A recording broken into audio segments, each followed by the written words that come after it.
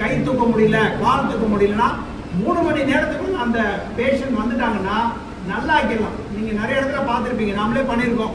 இந்த பத்திரிகைக்காரங்களை கூப்பிட்டு நம்ம பெரிய சிறப்பானதெல்லாம் சொல்லுவோம். என்னன்னா, ஒருத்தருக்கு வந்து மூளையில வந்து ஸ்ட்ரோக் வந்துச்சுன்னு வச்சுங்களேன், அந்த விண்டோ பீரியட் கோல்டன் ஹவர்னு சொல்லுவோம். அந்த நேரத்துக்குள்ள வந்துட்டாங்கன்னா ஒரு ஊசி மட்டும் போட்டா அவங்க கை கால் இழுக்காம போகும். இல்லைன்னா என்ன ஆகும், ஒரு கால் அப்படியே வாழ்க்கை போனா ஒரு கால் போயிடும், ஒரு கை போயிடும். இப்ப 3 மணி நேரம் இங்க இருந்து எந்த ஊருக்கு போக முடியும்? 3 மணி நேரத்துக்குள்ள வேலூர் போகலாம், சிஎம்சி போகலாம். ஆனா எவ்வளவு நேரம் வேஸ்ட் ஆகுதுக்கு? 2 மணி நேரம். ஆனா இங்க நமக்கு போனீங்கன்னா 20 நிமிஷத்துல நீங்க வந்து அருணை மருத்துவக் கல்லூரி மருத்துவமனைக்கு வந்துடலாம்.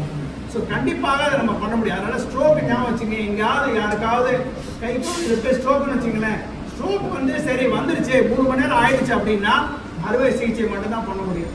அந்த 3 மணி நேரத்துக்குள்ள ஸ்ட்ரோக் வந்து 3 மணி நேரத்துக்குள்ள வந்தாங்கன்னா கண்டிப்பாக அவங்கள காப்பாற்றுறது மட்டும் இல்லை, அவங்கள பழைய நார்மல் நிலைமைக்கு கொண்டு வர முடியும். அதனால தான் சொல்றது, திருப்பி நான் சொல்றேன், மகப்பேறு மருத்துவம் முற்றிலும் இலவசமாக செய்யப்படுகிறது. தயவு செய்து அனுப்பி விடுங்க. அதே மாதிரி வேக்சினேஷன் இலவசமாக செய்யப்படுகிறது. 3வது முக்கியமான பார்த்தீங்கன்னா அந்த மூளை தண்டுவட சிகிச்சை, இருதயத்தில் பைபாஸ் சர்ஜரி, அது வந்து நம்ம சிஎம் ஸ்கீம்லேயே பண்ணுறோம். அவங்க பணம் செலவழிக்க தேவை. நீங்கள் அதுக்கும் தயவு செய்து கூட்டிகிட்டு வருமாறு அன்புடன் கேட்டுக்கொள்கிறேன்.